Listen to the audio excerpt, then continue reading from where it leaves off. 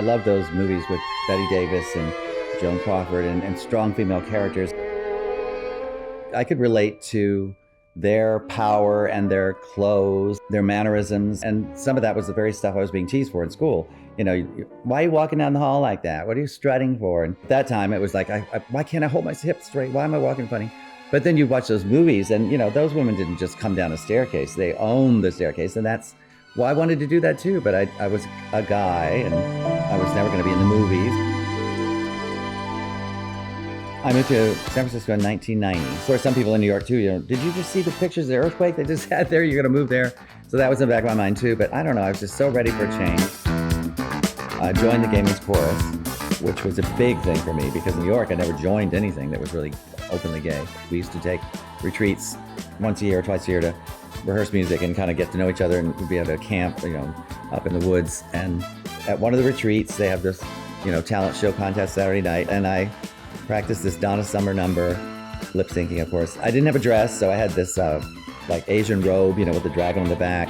I didn't have high heels. I used ballet slippers because I'd taken some ballet classes. I did buy a wig, and as I left the stage, they just, you know, exploded in applause.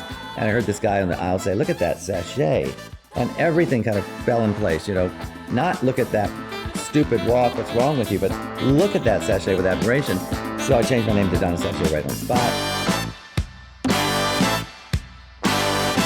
Jose Sarria is certainly a name that just rings loudly in my background. All of us that are doing what we do talk about walking the shoulders of those before us. I certainly walk on his shoulders. He was the first openly gay person to run for political office in the United States. And this was in the 60s.